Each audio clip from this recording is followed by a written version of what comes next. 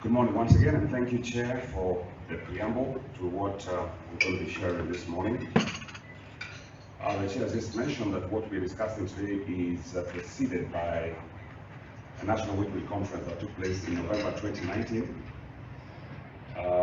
which developed 15 resolutions that were adopted by the summit early 2020. And of course, the assignment that we have there is one of the resolutions was how to streamline the management of allowances in the public sector. So allow me to run you through a few slides just to give you a brief what is in the slide, and therefore if you have any questions you can prepare for that as we move on. All right, my presentation will cover three broad areas. The first one, of course, is the background information, where we are in terms of situation analysis, the proposals on the streamlining of management of allowances, and of course expected outcomes. I'll have one slide just to tell us where are we headed after we complete our assignment from here. Our mandate, the SRC, of course, is twofold. We have a twofold mandate. One is to regularly review the remuneration and benefits of all state officers. And secondly is to advise the national and county governments on the remuneration benefits for other public officers. There is the setting and there is the advice. And the advice, as per the Constitution, Article 259(11), is mandatory advice because it gives them a big picture of what's going on within our country. Now, principles of pay determination, these are fairly international, they're fairly recognized in any institution. You can't pay what you can't afford. And in government, we wanted to ensure that we are able to attract skills that are required to be able to perform functions in the public sector. The essence of recognizing productivity and performance, transparency and fairness, and of course, the last one, which is found in our Act as equal pay for work of equal value. These are principles that are generally recognized worldwide, and these have been also are found in our Constitution that gives us the mandate to be able to focus on them as we develop the different remuneration structures. Now, wage bill can broadly be, is inclusive generally of the benefits and remuneration paid to employees by the employer for the work done. And it constitutes of at least three components, I think 3 or 4 components. One is the basic pay. Secondly, we have got allowances such as house allowance, commuter allowance, hardship, we call them remunerative allowances. We then have the third one, which is we call the facilitative allowance. This is basically to meet any expenses that have been incurred in undertaking the official duties. We have benefits such as this medical cover. There's the pensions that come with it in terms of basic pay, in terms of the benefits to the employer, and a number of others that we'll be talking about a bit later. So when we talk about the wage bill, you want to look at this from a broad perspective to be able to understand then what are we compensating for. For you to have an employee on board, there is a basic amount that you have to spend per employee. You consider that as the wage bill.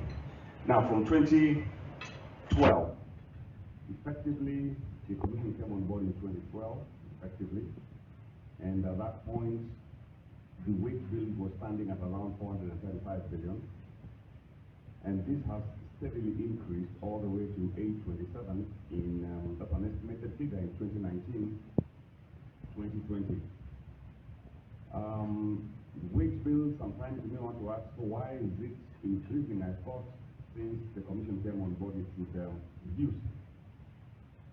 But you'll agree with me that services are not reducing, population is increasing, and therefore, at best, what we can look at is the decreasing increase and be able to find out is the rate slowing down more than is the absolute numbers changing.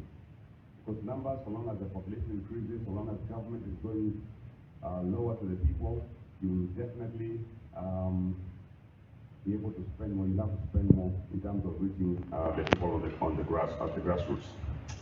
Now, some of the challenges in managing the wage bill include reaching an optimal point where you say we have, the staff we have are able to deliver. It looks like we've had a typical point reaching a balance where to say, yes, I have my 15 employers to be able to deliver what I want. So there is a lack of established optimal staffing levels.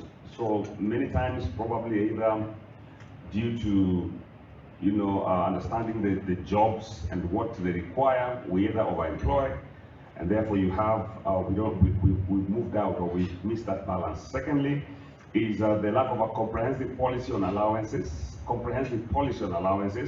In the past, I think up to around the late 90s, government was compensating staff more with allowances than salary review, and I believe it was because of the fear of the pension factor, because once you increase pay, basic pay, you are expected to also compensate for pension.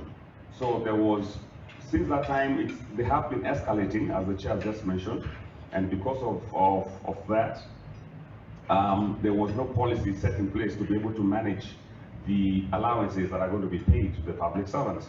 And therefore, today as we stand here, that policy is now what we have in draft, and we'd like that to be able to help us in terms of managing our remuneration. Thirdly, there is a continuous push for higher pay from employees without fully taking into account wage determination parameters. The economy can do so much. If employees understood that this is what we have, I believe the push may be more ameliorated, instead of continuously asking for higher pay, but then not even considering the performance of the economy. That has been a continuous challenge that we have seen from different quarters. We've got weak payroll management systems, and these have been ongoing for quite a while. I think you are very familiar with ghost workers that have been identified in the past from payroll systems that end up paying people who are either not working, or they're working but they're not really giving their best. But that's simply because the payroll systems need to be looked at, and they are not very robust.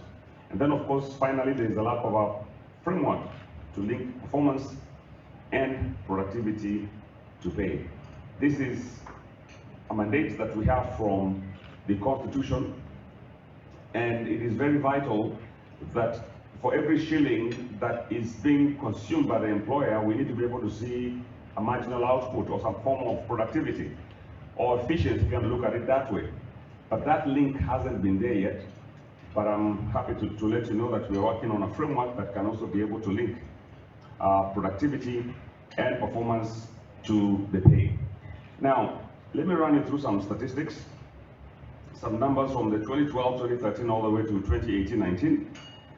You can see the wage bill has, as a percentage of revenue, as a percentage of the growth of wage bill from 2012 to 2018. If you look across the early 2012, 2013, the growth rates were quite high at around 22, 21%. This slowed down to 5.9%, all the way to where we are right now at 8.5%. That is the difference between 2017-18 and 2018-19. The growth was 8.5%, which is quite a shift, all the way from 22.9 to 8.5. That's a good indicator to show you the slowdown of the wage bill growth, because we're looking at the absolute growth over that period. But when you look at the wage bill as percentage of ordinary revenue, it was very high on 2013-14, and this has slowed down to 48.1% in 2018-19. Now, the wage bill ratio here depends on revenue. The revenue collected, domestic revenue collected. If revenue is high, the percentage will be slightly lower, or will become lower. But if the revenues are not as collected as expected, maybe because of the performance of the economy, we expect that figure to go up. But you can see there has been a slow decline all the way from 2013 up to 2018-19.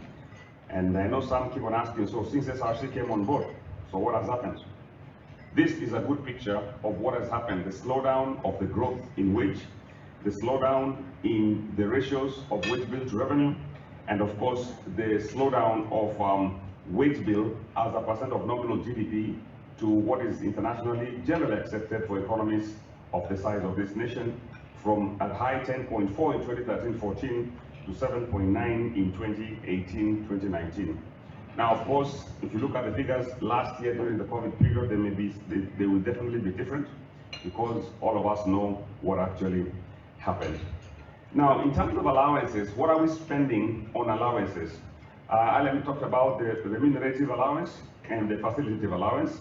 We can see that remunerative take about 72% of the total allowances, while facilitative take about 28% of the total allowances. And we see that in 2018-19, we spent about 322.5 billion in terms of allowances. If you look at them from a total perspective, what was the remunerative and what was also facilitative.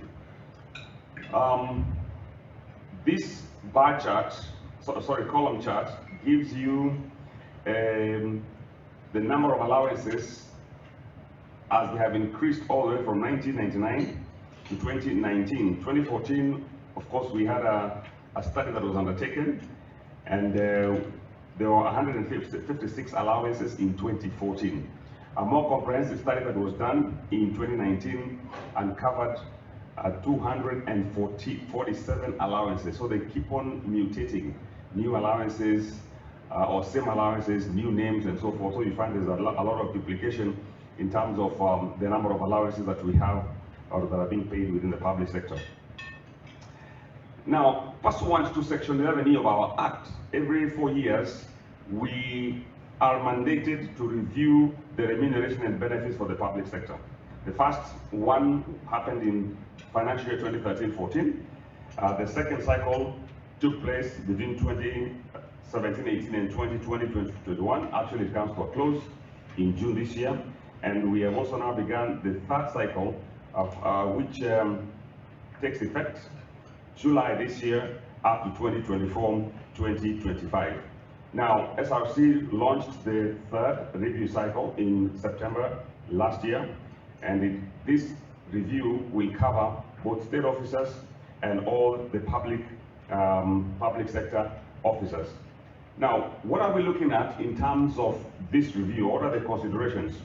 Now, the cycle itself is anchored on the principles of pay that I just mentioned, set up in Article 234 of the Constitution and also SRC Act 2011. And this cycle shall be informed by three main things. One will be the job evaluation. Secondly will be the salary survey. And of course, thirdly will be the streamlining the management of allowances. And allow me to just explain each of these briefly, what they are all about.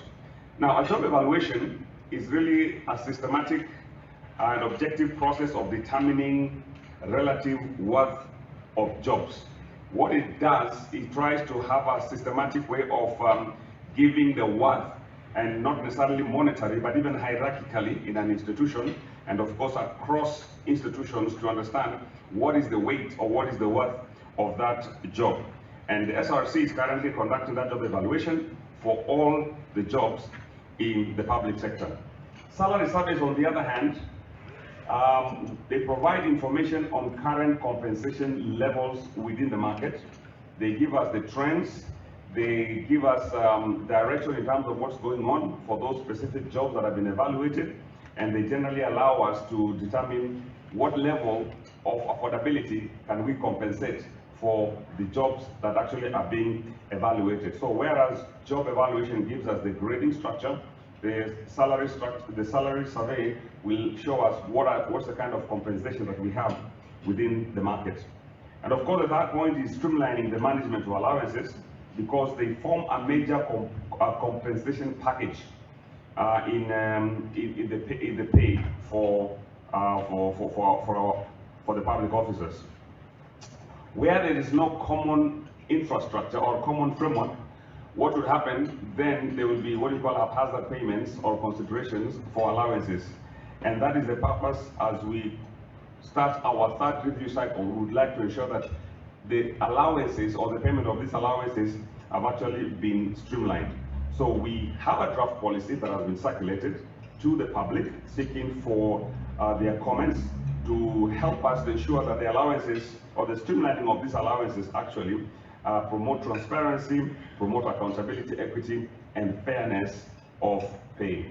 Now, while working along the streamlining of these allowances, of course, we have a few strategic concerns that led the Commission to start discussing about this policy and presenting it at the summit, as earlier mentioned, and they are as follows. Excuse me, I think I've pressed something wrong here. Okay, there you go. First of all is the disparity in economic value or rates of allowances paid. Allowances are being paid, same allowances, but they're being paid differently.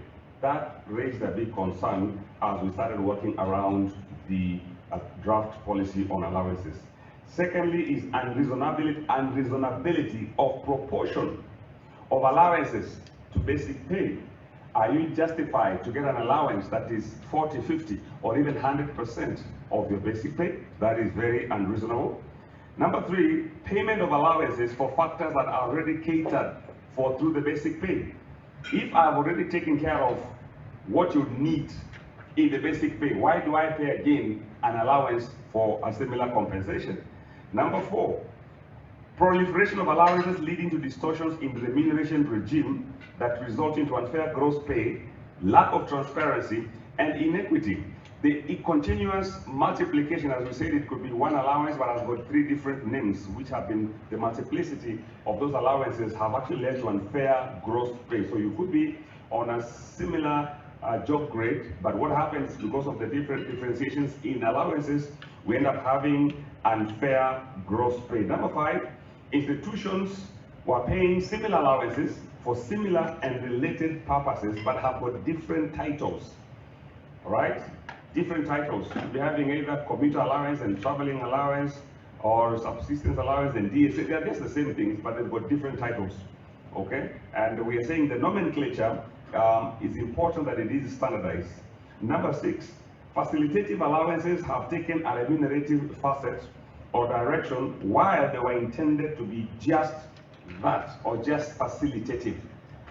So if allowances like a DSA or daily subsistence allowance, which is just meant to allow you to go and work, but what has happened is it has become, people are now able to budget into their monthly pay that I think I can be able to have 1 or 2 trips into the field, and that will be able to meet the gap. That becomes, it's converted from facilitative to a remunerative, and therefore when you touch that button of the allowance, of course you face resistance because it has become part and parcel of the budget of the individual who is receiving that allowance. So that we found very concerning, that this allowance has been converted into what we call a remunerative allowance. Number 8, there was unclear and varied justification and eligibility criteria for some allowances and benefits across the public sector institutions, leading to inequality in payments. Again, just to re-emphasize the fact that when justification is not clear, then that again leads to the inequity or the unfair pay for same positions, but of course receiving different levels of pay. Okay. Number 9, obsolete or redundant allowances whose purposes or rationale are no longer justifiable. There are a number of allowances that need not be paid, but they became obsolete, and therefore the Commission felt they are no longer justifiable, and it was a concern that we felt we needed to look into this the issue. And then, of course, number 10, there is inclusion of allowances in computing pension. We do have some sections of institutions that include allowances in computing pension. That's generally an anomaly. You can't do that. It's only basic pay that you can be able to make reference to in terms of computing for pension. All right. Now, All these strategic areas of concern have then provided an opportunity for the Commission to develop what we call policy interventions to streamline the management of allowances. This is what is out there, and this is what we are saying that we would like to pursue. And of course, we are expecting feedback from the larger public to tell us what is it that they think about this. So number one, first policy intervention is one of affordability and fiscal sustainability. All right, this is the first what do you call it, mandate that we see for SRC in 235 is we need to be able to afford. So even as we pay, we must think about affordability and sustainability. Allowances and benefits in the public sector shall be set and regularly reviewed and advised by the Commission while taking into account the principles of affordability and fiscal sustainability. That is the overarching principle. If we cannot afford, I think even considering any other payment, will be foolhardy to do that. And therefore, for us, the first policy intervention is to do that. The next one, second one, is looking at the ratio of basic pay to gross salary. And these are attempting to address, of course, the challenges that we have mentioned earlier on. Number two, there shall be a consolidation of allowances to achieve a proportion of basic salary to gross salary that is no less than 60%, while taking into account the impact of pension. What we are saying is that we would like to see progressively the base pay, all right, base pay to be no less than at 60%, okay, no less than 60%. And if your pay is 10,000 shillings, you can't have allowances going beyond, going beyond the 40% mark. All right, so we're looking at consolidation of pay to ensure that we are moving towards a proportion of gross salary not less than 60% while taking into account the impact of pension. When you pay a higher base pay, of course, that is also an impact on pension. So we are also looking at a way, how do we balance the two. Number three, allowances and benefits shall be paid in absolute amounts and not as a percentage of basic pay or gross salary. The continuous growth in wage bill many times is because all the allowances or most of the allowances are pegged to base pay. So when base pay moves up by 3%, all the allowances also move up. And we realize that that is not the correct way in terms of allowing or managing the remuneration. Some allowances do not have to move up, but because they are pegged on percentage, they keep on increasing the wage bill. And therefore, this is one of the areas we're going to ensure, or we are proposing, that the allowances and benefits shall be paid in absolute amounts. It's no longer going to be pegged as a percentage of basic pay or gross pay.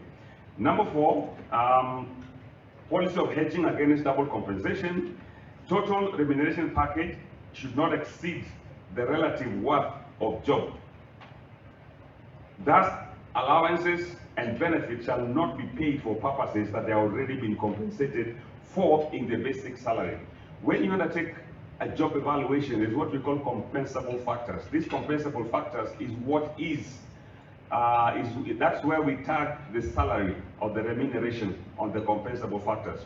Now, if the compensable factor has been taken care of in your base pay, then we cannot pay you again an allowance to be able to compensate for that factor that is in job evaluation. That's basically what this principle or this policy statement is making reference to. Number five, under promotion of transparency, fairness and equity, the ability to pay high allowances and benefits by any public sector institution shall not be regarded as a sufficient condition for the increase in allowances and benefits. There are institutions that make money, for example, commercial state corporations. And because they are able to make money, it's not unnecessary and sufficient condition just for you to increase allowances just because you're able to afford. All right, so that shall be a policy that we would like to put in place, that you cannot just pay allowances just because you can afford. Because we are one government, and most of the money that is being raised is basically government money. And we can be able to use it to undertake other activities within the larger public. Number six, disparities in remuneration and benefits will be minimized, taking into account the relative worth of jobs. the need to facilitate attraction and retention of requisite skills in different sectors in the public sector, as well as affordability and fiscal sustainability. We are looking at how do we balance these three and how do we minimize disparities. And the minimization of the disparities will be pegged on the three items that have just been mentioned there. Affordability, we're looking at attraction and retention, and also the skills, the specific skills that are required in government. All right? Now, moving forward is to think about the categorization of allowances. As we speak now, of course, there are several. The 247 they fall under different classes, but the policy proposes that we have only 5 categorization of allowances. This is house allowance, commuter allowance. There is a possibility, no, not a possibility, but we have what's called job-related allowances. We've got task-related allowances. These are allowances that is like it's a temporary assignment that has been established in the institution, and it's not a task that is going to continuous. No, it's going to be just probably for a week, 2 weeks, 3 days, all right? And it is a temporary allowance that is paid called task-related allowance. We've got labor market adjustment allowances. There are certain jobs probably can only be benchmarked internationally, and therefore very specialized skills, and therefore there will be a form of an adjustment to be able to compensate for those kind of jobs. So the policy proposes these 5 categorization, and therefore we'll move forward in that line, all right? We then have what we call our facilitative allowances, all right? And what are these facilitative allowances? Excuse me.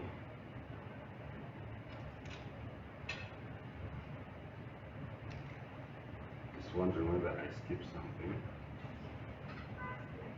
Is that okay? All right.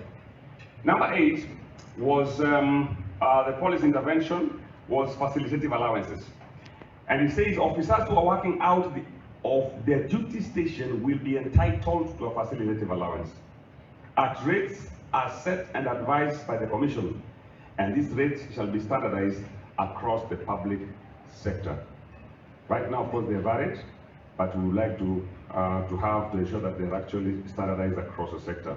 Number 9, streamlining of allowances and benefits.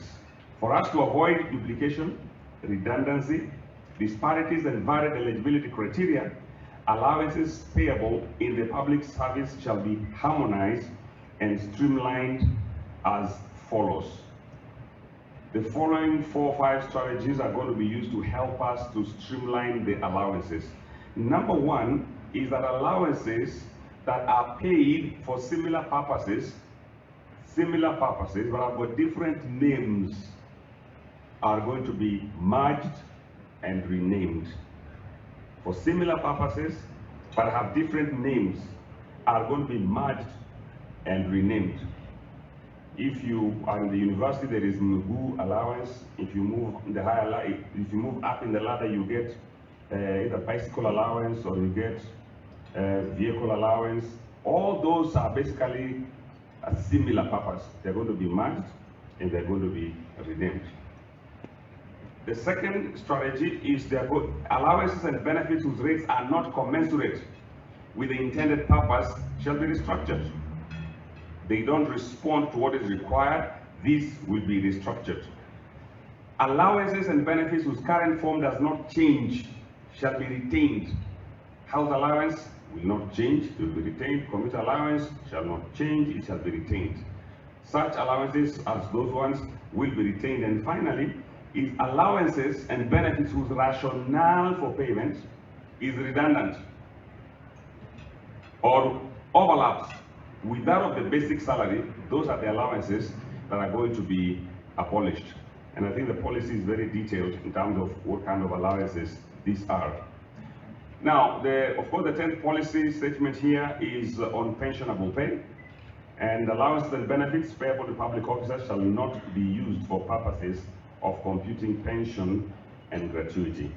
So there's going to be a clear delineation of basic pay and of course allowances, and the fact that we have to compute pension from basic pay.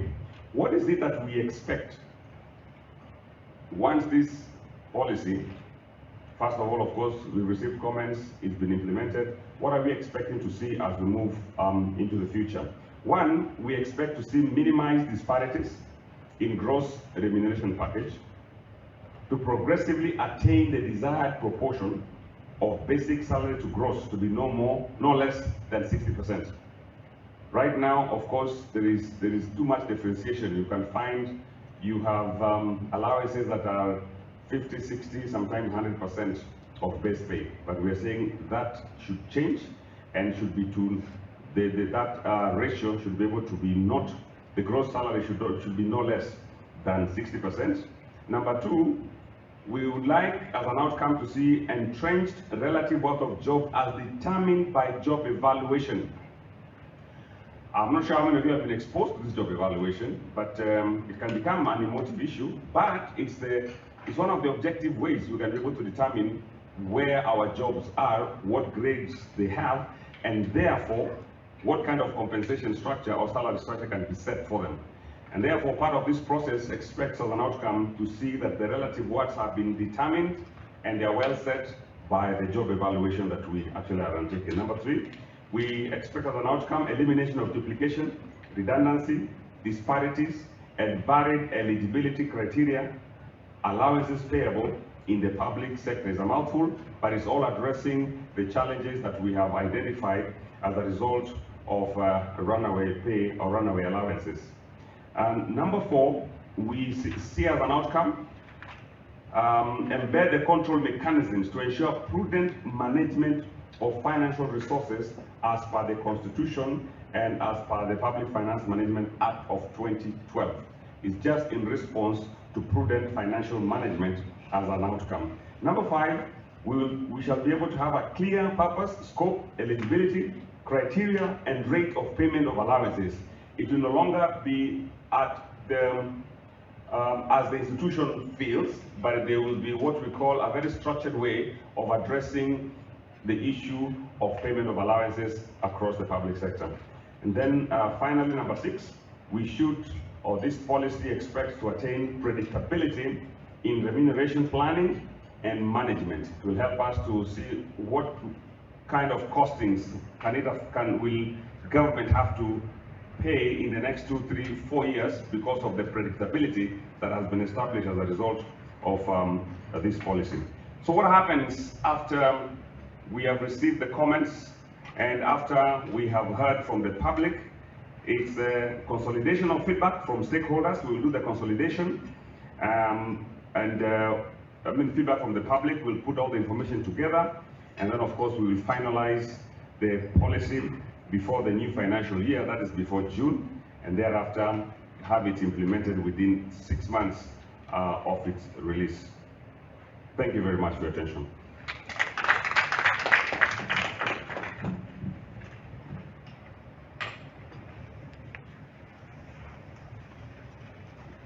Thank you very much, Commissioner Munyoncho, for that elaborate presentation. So, representatives of the media, we've come to question time. If you have any questions to the panelists here, led by the chairperson, I will collect all the questions at once, and then we will have the chair and representatives of the commission, members of the commission, to respond accordingly. So they will come to the podium here because the cameras are facing here, and then they will respond. So there's a roving microphone for anybody who has any question. Over to you.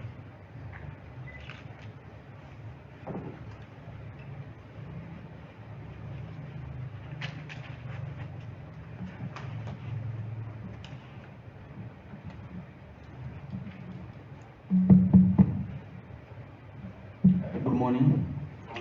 My name is Mageka. I write for People Daily. I just want to, you've indicated that you're going out to seek feedback on various allowances that are available in various public institutions. Some you say that are not that some are overlapping. I just want to find out how inclusive or extensive are the consultations by your team to various stakeholders. I am overseeing you being accused of stepping on people's toes. One of such person will be actually you've been on your neck and Parliament. So how are we planning ourselves to come out of this?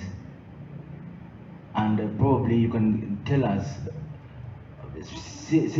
from your presentation, it seems that you've gone through all the allowances. Which one of these that turns out that overlap each other, or seems like a duplication in the public sector?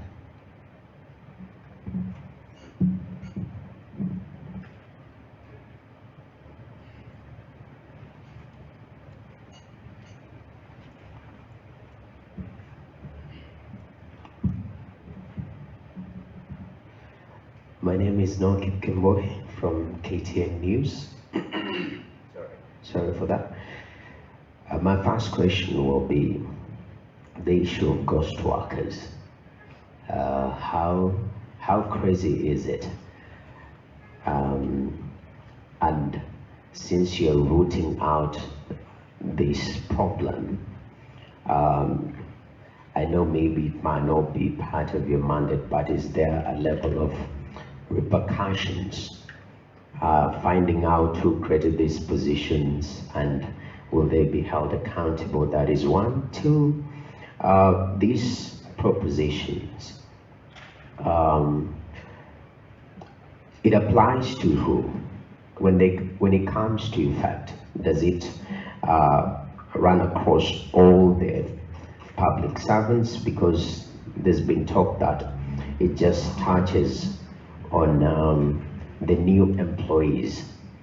So who's gonna feel this impact? Will it be 100% application to each and every government employee? And thirdly, the issue of recruitment. You say that moving forward, the government is very intentional to recruit properly. People, should be in sync. So is there an expectation of new employees coming into government at a time where there's been calls to reduce people, because more people, it means bloated wage bill? Thank you. Yes, good morning. My name is Mburu from Daily Nation. My first question is slightly related to NOAS. The expected impact in terms of redundancies in government and how extensive it will be. Secondly, I would like to know, when this draft is finally implemented, again, what is the expected overall impact on the national wage bill?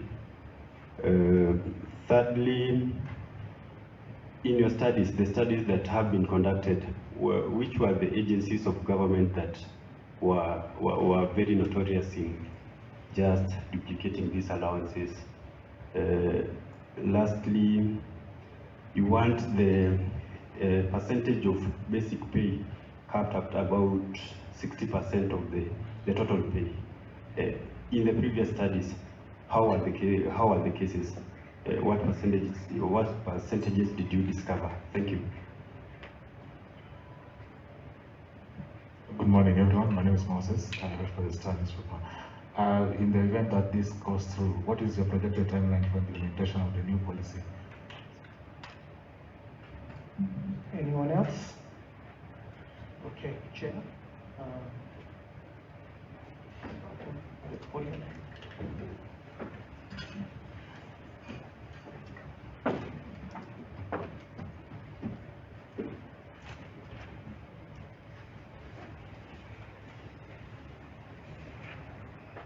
Right, thank you for your questions. Let's begin with the People's Daily. You had two questions. How inclusive or extensive is the consultation? and you specifically mentioned Parliament and the trade unions. So that was your first question.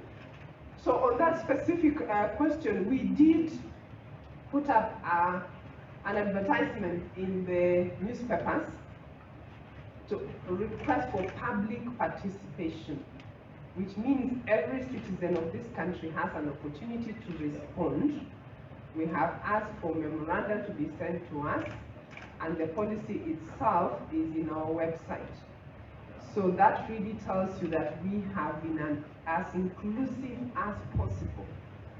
We have also written specifically to some of the key stakeholders with the same request for them to submit their memoranda to the Commission. So it is very inclusive. Every Kenyan of the public can respond to us on that. Your second question is overall the overlap and duplication. Can we give some examples of where we have overlaps and duplication? Let me just give one example, but if you'd like to see more, if you go to our website and get hold of that draft policy statement, you will actually see some of the specific examples of where we have duplications and overlaps. Just one quick example is you have institutions who will pay extraneous allowance and responsibility allowance. But there is a thin line between the two in terms of eligibility criteria and the reason for paying the two. So you'll find that in some cases, an employee would be paid both. But if you look at the reasons why they are being paid, it's more or less for the same thing. So that's one of the allowances that we are saying that we will still have extraneous, we will still have responsibility. But the eligibility criteria in the policy statements have been defined clearly so that you don't end up paying both. You can pay responsibility, you can pay extraneous, but for the same effort, you cannot duplicate them. So that's just one example, but please go to the website if you'd like to see more examples. Then we have questions from KTN, and this is to do with ghost workers. How, well, actually you use the word crazy is it? How crazy is it? In terms of the ghost workers, when Commissioner John was presenting, he did make reference to past studies that said there were ghost workers, right? Do we have current examples where we can actually say in this sector there are ghost workers? Let me confirm that recently we carried out compliance checks in over 20 counties, and we did not really come up with a number that we can say that there are ghost workers in this specific area.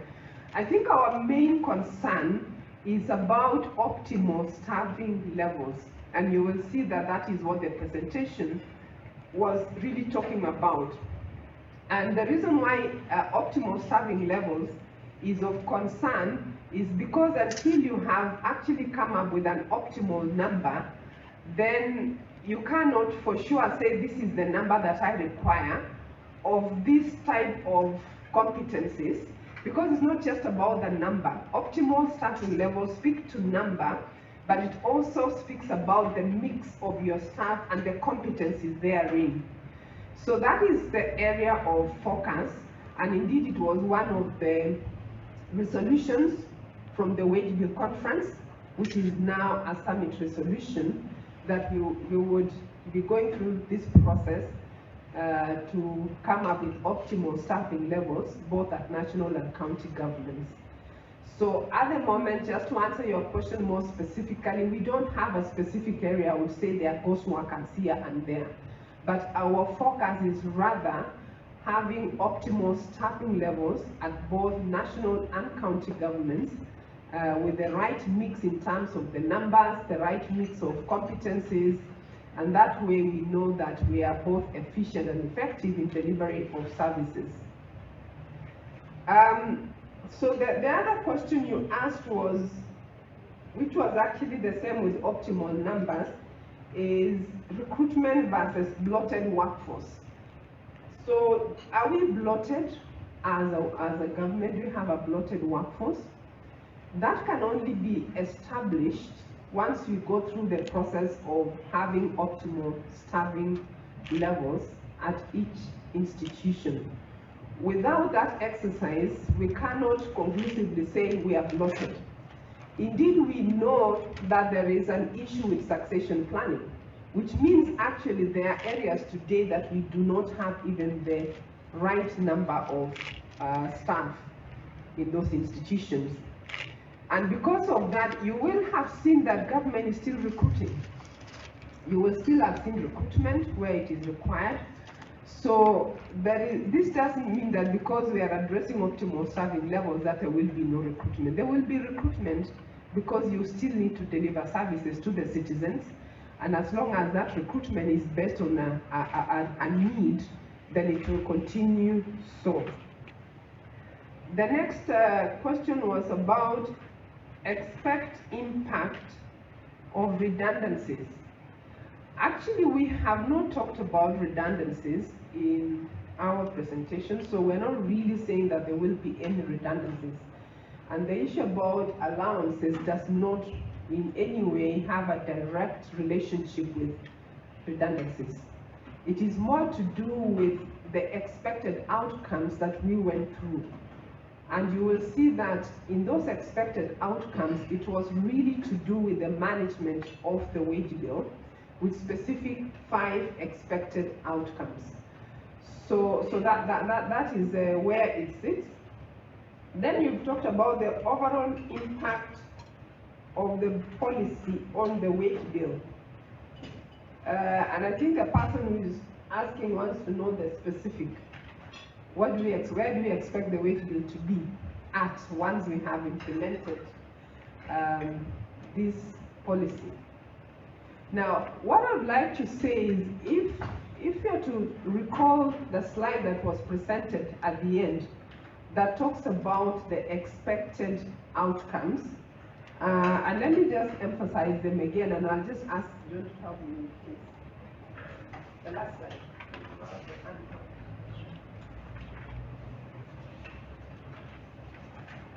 When we talked about what is our expected outcomes, and I would like to emphasize that because it's very important to say, why are we going through this process? What are our expected outcomes? And we have 6 of them. The first one was to do with minimizing disparities in gross remuneration package. So to us, that is an impact on wage bill. You are minimizing disparities because we have disparities. Why is this important? Because it's one of the constitutional principles of pay determination. One of the principles talks about fairness and transparency. And the other principle, which is clearly stated in the SRC Act, is the equal pay for work of equal value. So it is answering to that constitutional and principle, and the principle in the Act. So that is one expected outcome, minimize disparities. We also talked about to attain the desired proportion of basic salary to gross salary to be not less than 60%. Now, just to explain, and I know there is a question that started on that, so I'll take it together, is at the moment, on average, we have about 48% on average, 48% allowances on average. In other words, if you take your gross pay today, on average, 48% would be allowances. However, we have institutions that pay as high as 100% or even more than 100. Where if you take allowances, allowances constitute more than 100% of basic salary. So the disparities are huge when we look at institution to institution. What also that means is that we've got institutions where the total pay, if you look at basic salary, the basic salary is almost 40%. So that's the disparity we are talking about, and hence the desired position to have a 60-40, which then has an impact both in terms of the wage bill and to the employee themselves. If I speak of the employee, if if my total pay, 40% is basic and the rest is allowances, definitely in terms of pension, when you retire with a much lower pension. So it has a clear impact even on the employee when the basic salary is very low. And that is where we see in some institutions. On the other hand, if you've got a very large percentage of your pay in allowances, there is a lot of unpredictability in the wage bill. Because allowances are less, it is not easy to control allowances, they are less controllable. And therefore the issue of predictability in management of the wage bill comes in. So that is why we have that 60 to 40 as an important one. We also emphasize the outcome of entrenching the relative worth of a job as determined by job evaluation. Just let me expound a little bit what we mean by that. Today, when we talk about pay in the public sector, in most cases, people will tell you about basic salary. If you say today, what do we pay this particular profession, you will only be told about basic salary. But what you are not being told is there are other 40, 60, 100% that is actually paid. Because remember, for us, what we want to do in this third remuneration cycle is that your relative worth of job is everything that you're being paid. It's not just basic salary. So we will therefore be looking at total pay as the basis for this third remuneration review cycle. So that's what it is talking about, is the relative worth of job. It's not just about a basic salary, but we will be able to look at a total pay. Then there were other benefits that may not need a lot of deliberations. Elimination of duplication, redundancy, disparities, all that definitely has an impact on the wage bill. If you eliminate the disparities, it means, and you will have seen in the policy, that there are specific allowances that are being abolished. So will it have an impact on the wage bill? Definitely. If you abolish an allowance, it means that there is a direct impact. And then the very important outcome of embedding control mechanisms to ensure prudent management of financial resources as by the Constitution and PFM Act 2012. That is a real key outcome of this policy, that we are embedding a control mechanism. I mean, if you go through the 10 policy statements, they are all aiming at embedding those controls. Then lastly, attain predictability and remuneration and planning management. So the benefit is not about us giving you a specific number and say the wage bill will reduce by this. But if you take all what the 6 expected outcomes in totality, yes, we expect to see better management of the wage bill, but we don't have a specific number because remember, it's going to be a journey. And that takes me to the last question, which said, when will this be implemented? The first thing is that we are now at the process of getting feedback from the public, from stakeholders, and before the end of this financial year, that is in June, we will have the policy in place. In that policy, each institution will be given up to 6 months to fully implement. And that is the point at which we will then be able to say, yes, now we can begin the journey to assess the actual impact in terms of the wage bill. But we are confident that with those clear expected outcomes, we will see a real impact on the wage bill. So thank you, and I think I have actually answered all the questions, unless there are more.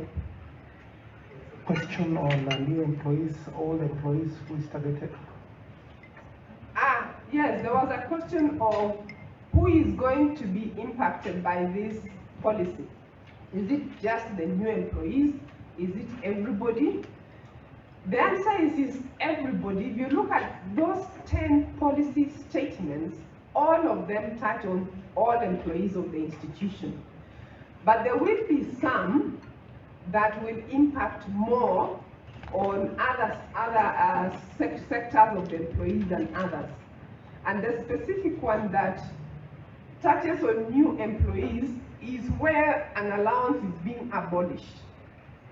If an allowance is being abolished and it is already a contractual obligation for the employer, then those ones will not affect the immediate staff who are already enjoying that benefit.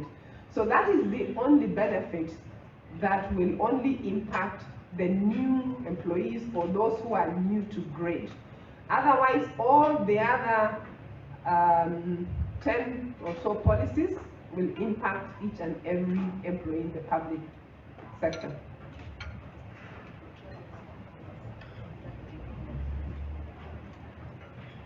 Okay, I've been reminded here before we take more that there was a question of are we targeting any notorious stakeholders. I think that was the person who talked about Parliament and the trade union.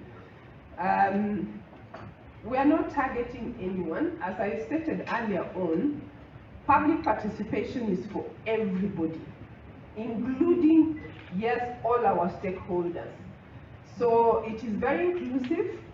We are as broad as possible, and everyone has been invited to give their views as required in the Constitution. Indeed, the Constitution requires the Commission and any other public institution, when you have a new policy such as the allowances, that it goes through public participation. So we are doing this also just to fulfill the constitutional requirement to have stakeholders and the public participating in this policy development. Thank you.